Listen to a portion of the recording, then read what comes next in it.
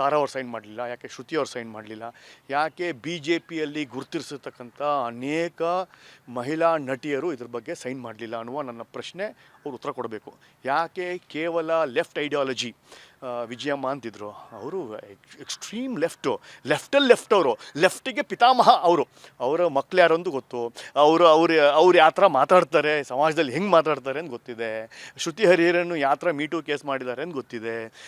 ಚೇತನ್ ಅಹಿಂಸಾ ಪೆರಿಯಾರ್ ಅಂತಾರೆ, ಕಮ್ಯುನಿಸ್ಟ್ ಅಂತಾರೆ, ಭಾರತ್ ಅಂತಾರೆ, ಬಸವಣ್ಣ ಅಂತಾರೆ, ಅಂಬೇಡ್ಕರ್ ಅಂತಾರೆ. ಆತ ಒಬ್ಬ film producer, first of all ನಾಗರಿಕ ಅಲ್ಲ, ಫಿಲಿಮ್ ಪ್ರೊಡ್ಯೂಸರ್ ಅಲ್ಲ, ಚೇಂಬರ್ ಮೆಂಬರ್ ಅಲ್ಲ, ಅದಕ್ಕೆ ಫಿಲಿಮ್ ಪ್ರೊಡ್ಯೂಸರ್ ಅಸೋಸಿಯೇಷನಲ್ಲಿಲ್ಲ, ಡೈರೆಕ್ಟರ್ ಅಸೋಸಿಯೇಷನ್ ಇಲ್ಲ.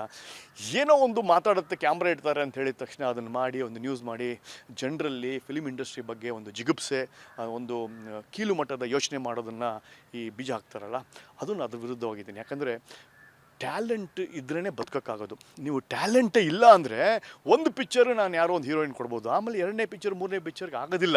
ಯಾಕಂದರೆ ನಿಮ್ಮಲ್ಲಿ ಸತ್ವ ಇಲ್ಲ ಅಂದರೆ ಯಾರೂ ಏನೂ ತೊಗೊಳಕ್ಕಾಗೋದಿಲ್ಲ. ಸೊ ಆ ಪಿಲ್ಲೋ ಟಾಕ್ ಅಂತ ನಾವು ಏನು ಕರಿತೀವಿ ಫಿಲಿಮ್ ಇಂಡಸ್ಟ್ರಿಯಲ್ಲಿ ಒಂದು ಪಿಲ್ಲೋ ಟಾಕ್ ಅಂತಿದೆ. ಅಂದರೆ ದಿಮ್ ಮೇಲೆ ಮಾತಾಡಿದ್ದು ಕಿವಿಗೆ ಹತ್ತಿರ ಅಂತ. ಆ ಪಿಲ್ಲೋ ಟಾಕು ಒಂದು ಪಿಕ್ಚರ್ಗೇನೋ ಆಗ್ಬೋದು, ಬಟ್ ಎಲ್ಲ pillow talks will not take you to become super stars. You require talent, ನಿಮ್ಮಲ್ಲಿ ಅದು ಇರಬೇಕು. ಅದನ್ನು ನಾವು ಫೈರ್ ಇನ್ ದ ಬೆಲ್ಲಿ ಅಂತೀವಿ, ಅಲ್ಲಿ ಕಿಚ್ಚಿ ಇರಬೇಕು ಹೊಟ್ಟೆ ಒಳಗಡೆ. ನೀವು ಆ್ಯಕ್ಟಿಂಗ್ ಮಾಡಬೇಕು, ಓದಬೇಕು, ಕಲಿಬೇಕು, ಮಾತಿನ ಡೆಲಿವರಿ, ನಿಮಗೆ ಇನ್ನೊಂದು ಡಿಫ್ರೆಂಟ್ ಡೈಲಾಗನ್ನು ಡಿಫ್ರೆಂಟ್ ಪರ್ಸ್ಪೆಕ್ಟಿವಲ್ಲಿ ಹೇಳೋದು, ಬೇರೆ ಪಿಕ್ಚರಿನ ಒಂದು ಹೇಗೆ ನರೇಷನ್ ಇದೆ ಅದನ್ನು ನೀವು ಮಾಡೋದು, ಕ್ಯಾಮ್ರಾ ಆ್ಯಂಗಲ್ ಎಲ್ಲವನ್ನೂ ಗೊತ್ತಿದ್ದಾಗಲೇ ನೀವು ನಟಿ ಅಂತ ಮಾಡೋದು.